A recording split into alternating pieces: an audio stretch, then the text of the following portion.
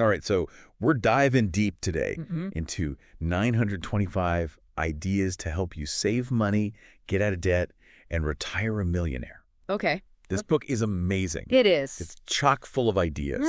So what are some of your first impressions having read through this?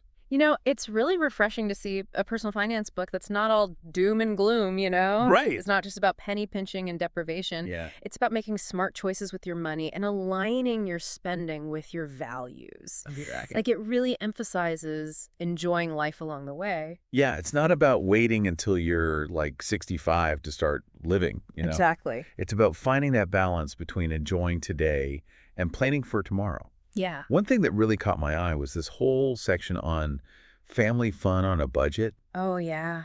I mean, there are so many ways to create memories and have fun with your family without breaking the bank. Absolutely. And it's so important, especially these days, with all the pressure to, spend a fortune on extravagant vacations and the latest gadgets. Yeah. This book reminds us that some of the most meaningful experiences are often the simplest ones. Like what?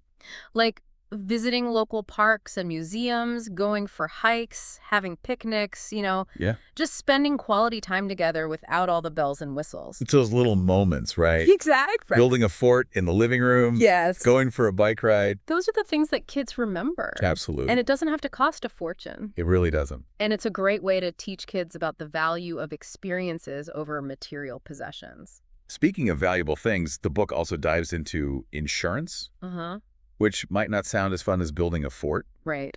but it's definitely important. Absolutely essential. The book highlights 4 key types of insurance that everyone should have: auto, homeowners or renters, health, and life insurance. Yeah, those are the basics. It's about protecting yourself and your family from financial disaster Exactly. if something unexpected happens.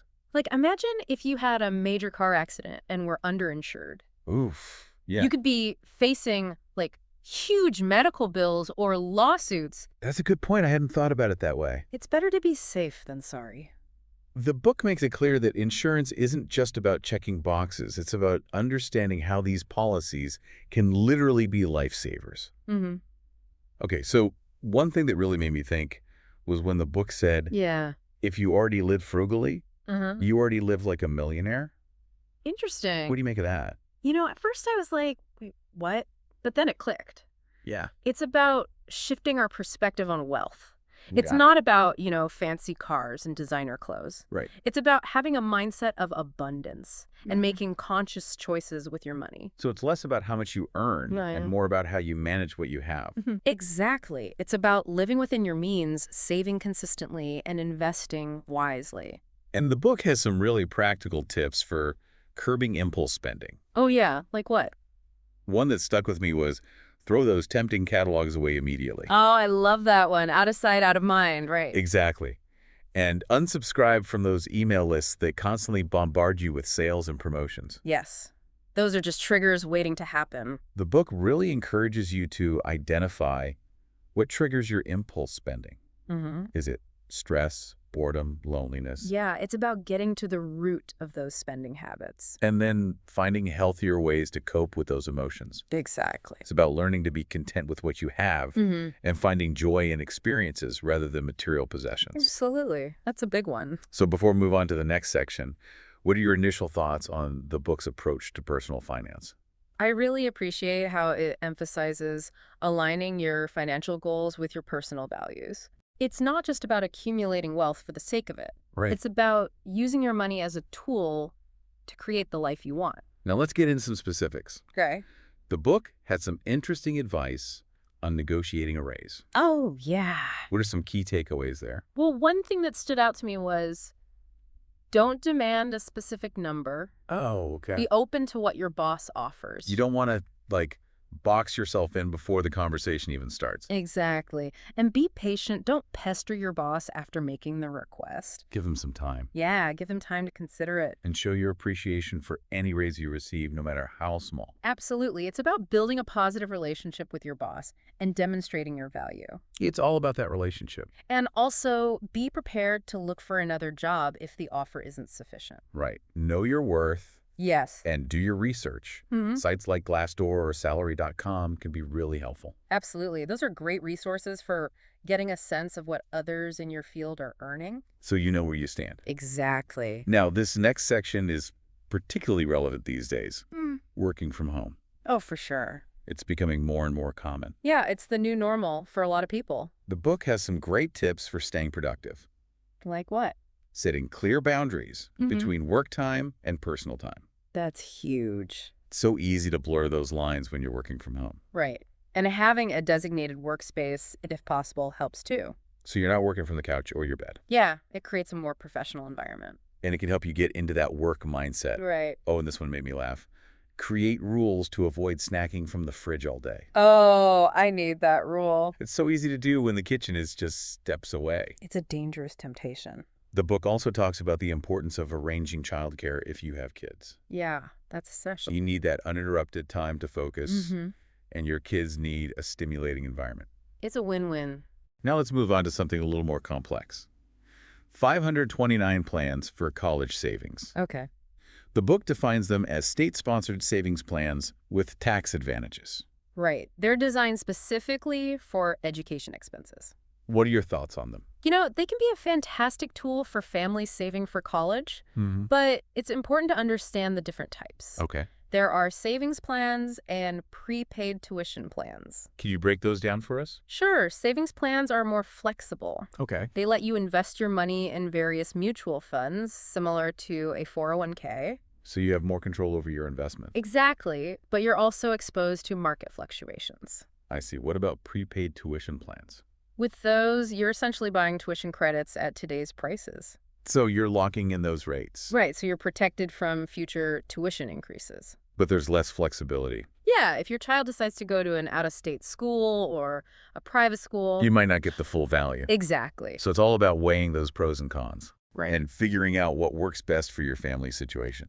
And doing your research. Yeah, research is key. Each state has different offerings and rules can be complex. And the book stresses starting early. Always. The sooner the better. It gives your money more time to grow. Absolutely. And that brings us to retirement planning. The book has a pretty blunt message on that. Retirement won't just happen. You have to make it happen. It's a wake-up call for a lot of people. It's about taking control of your financial future and not relying on outdated models of pensions or Social Security alone. Right. Those might be part of the picture, but they're not the whole picture anymore. And the book emphasizes starting early, even if it's just a small amount. Every little bit counts. It's amazing how those small contributions can add up over time thanks to compound interest. Compound interest is a beautiful thing. It really is. It's like magic. So even if you can only spare a few dollars a week, start investing now. It'll make a difference in the long run. It will. Now, while the book acknowledges that Social Security can be part of your plan, it cautions against relying on it as your sole source of income. Especially if you'll have a mortgage or rent payments in retirement. Right. Those expenses don't just disappear. So it's about having a diversified retirement strategy. Okay, I like that. Having a plan B. Exactly. Don't put all your eggs in one basket. Before we wrap up this first part of our deep dive, what stood out to you so far? What are your initial thoughts on the book's approach? I'm really impressed by how it balances practical advice with a focus on mindset and values. Okay. It's not just about the numbers. It's about aligning your financial decisions with your overall life goals. I think that's a really powerful message. It is. It's about creating a life that's both financially secure and personally fulfilling. And it's a reminder that we all have the power to shape our financial futures. Absolutely. It's about taking control and making choices that support our long-term well-being. Great. Well, we're just scratching the surface here. There's so much more to uncover. So much more to unpack. I can't wait to delve deeper into these 925 ideas and see what other gems we can find. Let's do it. All right, are you ready to dive back into these 925 ideas? I am. Where are we headed next? Well, there's a section here that really surprised me, honestly. What is it? It's about keeping your house clean. Keeping your house clean. Yeah. I mean, I love a clean house, don't get me wrong. Right. But I'm not sure I see the connection to saving money. I know. It seemed out of place to me, too, at first. Yeah. But the book makes this interesting point. Okay. It says, when you have a clean and organized home, you tend to have more respect for your belongings. Okay. And that can actually lead to less waste. I see. You take better care of things. Exactly. You're less likely to just toss things aside. Right, and then have to buy replacements all the time. And it suggests doing like a periodic purge. Oh, yeah, I love a good purge. Get rid of things you don't use anymore. Donate them, sell them. Exactly. So you're decluttering your home and potentially boosting your budget. I like it. Plus, it's good for the environment. Less stuff ending up in landfills. Exactly. It's a win-win-win. Okay, so what else caught your eye? Well, the book has some interesting advice on saving money on groceries. Okay, this I gotta hear. Grocery bills are no joke these days. I know, right? Every time we go to the store, it's like sticker shock. But this book, it takes a different approach. Okay, I'm intrigued. It's not about always going for the absolute cheapest option. Okay. It suggests thinking more long-term. Long-term. Yeah. Sometimes spending a little more upfront Mm-hmm. can actually save you money in the long run. Okay, give me an example. Like buying healthier foods. Ooh. It might cost a bit more now, Oh. but it could save you on medical bills down the road. Okay, I see. Investing in your health. Exactly. Preventing those bigger expenses later on. It's about looking at the bigger picture, not just the immediate cost. Right, and making choices that support your overall well-being. So it's not just about saving money, it's about being healthy and feeling good. Absolutely. Sometimes those things go hand in hand. Now, I think this next topic is something a lot of people can relate to. Dealing with the financial fallout of unexpected events. Life throws us curveballs sometimes. It does, and those curveballs can get expensive. Yeah, but the book offers some strategies. Okay, like what? For example, what if you're facing a mountain of medical bills? It can feel so overwhelming. The book suggests reaching out to your healthcare providers Okay, and working out a payment plan. so you don't have to pay it all at once. Exactly. Makes it more manageable. Sometimes we forget we can actually negotiate these things. Right. It's not always set in stone. What if your debt has become, like, truly unmanageable? In those cases, the book even suggests talking to a bankruptcy attorney. Whoa. Okay, that's serious. It's a last resort, obviously. Yeah. But sometimes it's necessary to get a fresh start. It's good to know there are options, even in those really tough situations. Right, and there are professionals who can help you navigate those complexities. And the book also emphasizes being kind to yourself during those financial struggles. Mm-hmm. That's so important. Beating yourself up doesn't help. Not at all. It just adds more stress. It's about acknowledging the challenge, Yeah. seeking support, Yeah. and taking those proactive steps to get back on track. Okay, now let's talk about something that I think is especially important for, like, younger listeners. The value of a college education. Oh, yeah, that's a big decision. It is, and it's a big investment. It is. But the book makes a really strong case for it. Right. It talks about, the growing gap in the job market between those with degrees and those without. Right, a college degree can open a lot of doors. Exactly. Huh. And it can lead to higher earning potential. The book even says that jobs requiring a college degree are less likely to be outsourced or automated in the future. That's a good point. So even though the cost can feel overwhelming, Mm-hmm. it's an investment in your future. It's an investment in your earning potential, your career options. Okay, let's get back to retirement planning for a moment. Okay. The book has a very direct message. Retirement won't just happen, you have to make it happen. It's about being proactive, taking control. Not just assuming it'll all work out magically, Exactly. And it emphasizes the power of starting early. even if it's a small amount, Even a few dollars a month can make a difference over time. thanks to the magic of compound interest. That's right. Compound interest is your best friend when it comes to long-term savings. The book also talks about Social Security. Hmm. It cautions against relying on it as your sole source of income. Yeah, especially for those who will still have housing payments in retirement. Right, living solely on Social Security can be really tough. It's about having multiple streams of income. Okay, yeah, having a backup plan. Exactly, a diversified retirement strategy. What other strategies does the book suggest? Well, it highlights the importance of having a mortgage-free home. Okay, so you're not burdened by those monthly payments. Exactly, and the book even suggests, if you have a lot of equity in your home, but it's not paid off, Yeah.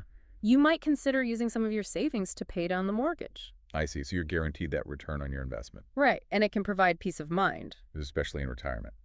Now, let's shift gears and talk about investing. Okay, investing can feel intimidating. It can, but it doesn't have to be. The book has a section specifically for people who have, like, A 401k from a previous job. Oh, yeah. What do you do with that money? Right, just leave it there. The book suggests rolling it over into a brokerage account. Okay, so you have more control. Exactly. More flexibility. And once it's in a brokerage account, what then? Well, the book emphasizes diversification. Don't put all your eggs in one basket. That's right. Spread your investments across different asset classes. Stocks, bonds, mutual funds, that kind of thing. Exactly. And as you get older, the book recommends shifting more from stocks to bonds. Why is that? Because stocks are generally more volatile. Okay, riskier. Right. While bonds tend to be more stable. And stability is important as you get closer to retirement. You want to protect your nest egg. For those who are new to investing, it can feel overwhelming. Like, where do you even start? I know, but the book's advice is really simple. Don't overthink it. Okay, keep it simple. Start with low-cost index funds. Index funds, okay? They track the overall market. So you're not trying to pick individual stocks or time the market. Exactly. It's a more passive approach. Slow and steady wins the race, right? Right. Consistency is key. Okay, what about riskier investments like stock options? Those are a different beast. Yeah. The book explains that options give you the right but not the obligation to buy or sell a stock at a set price. So you're basically betting on whether the price will go up or down. Essentially, yes. It sounds risky. It is. While they can offer high returns, they also come with a high risk of loss. So not for the faint of heart. Definitely not. The book cautions against investing in options, unless you really know what you're doing. Okay, good advice. Now, the book poses this interesting question. How much is enough? How much is enough? That's a deep question. It is, right. It makes you think about your values, your priorities. What's truly important to you? Exactly. It's not just about a number. Okay.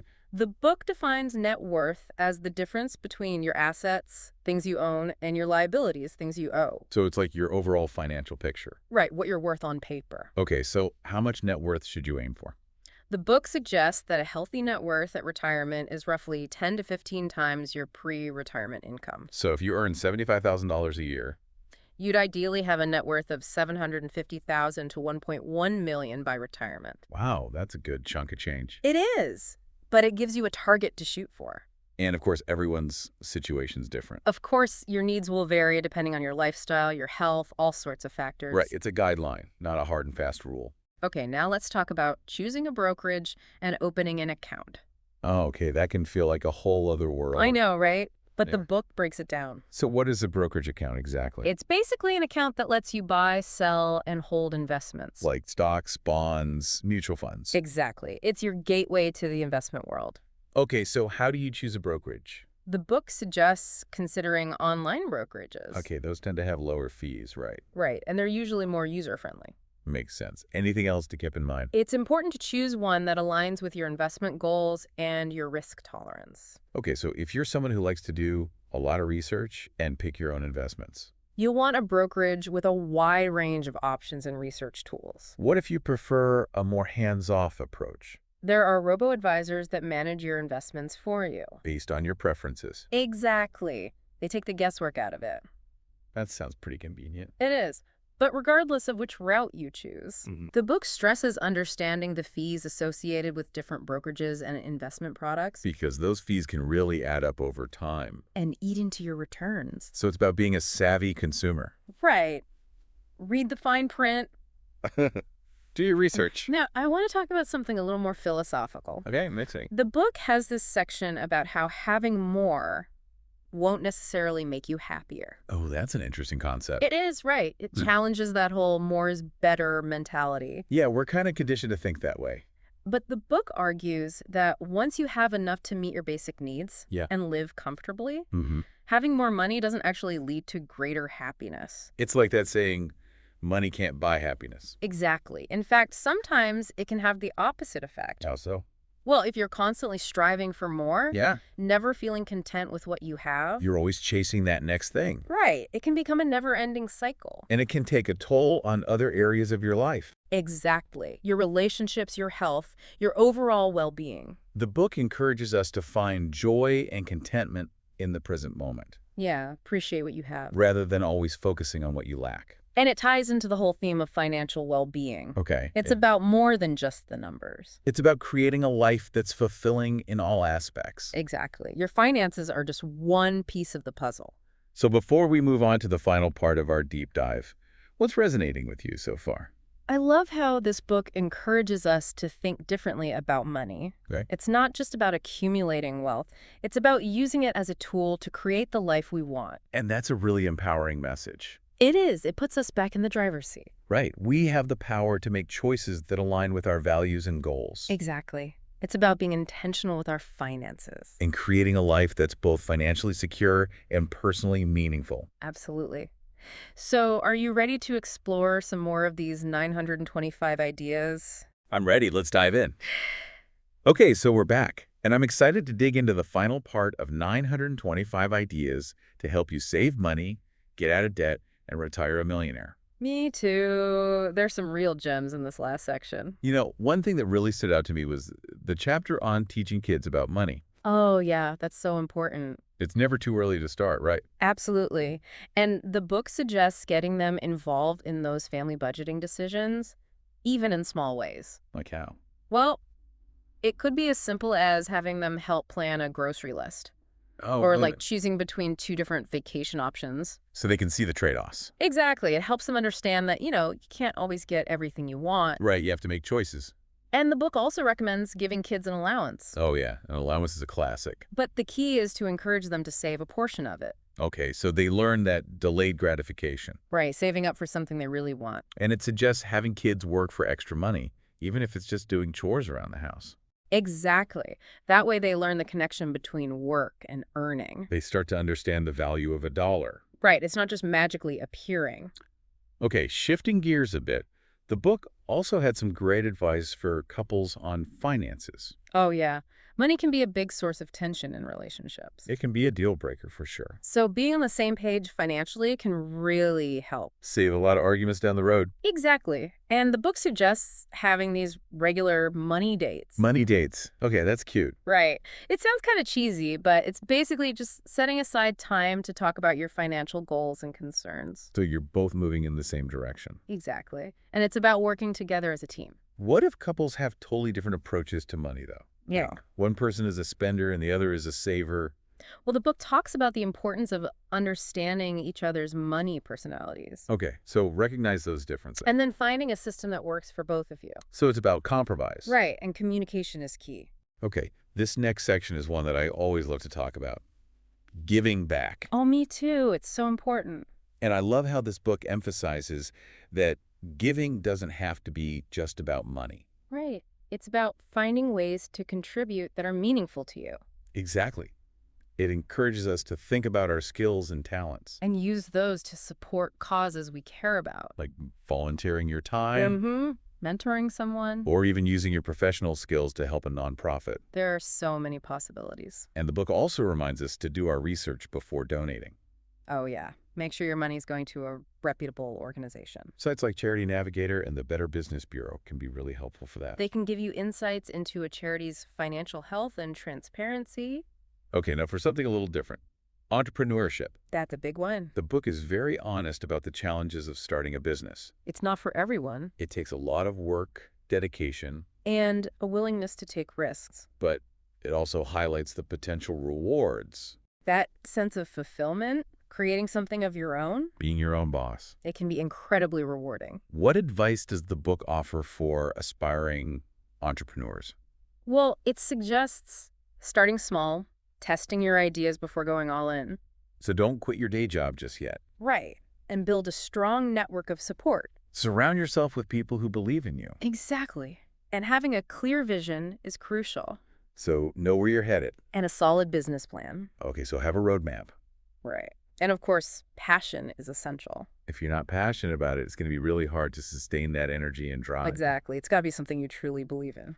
Well, we've come to the end of our deep dive into 925 ideas to help you save money, get out of debt, and retire a millionaire. Wow, that went by fast. It did. There's so much packed into this book. It's like a treasure trove of financial wisdom. It really is. I feel like we've only scratched the surface. I know, right? There's so much more to explore. But hopefully we've given our listeners a good taste of what this book has to offer.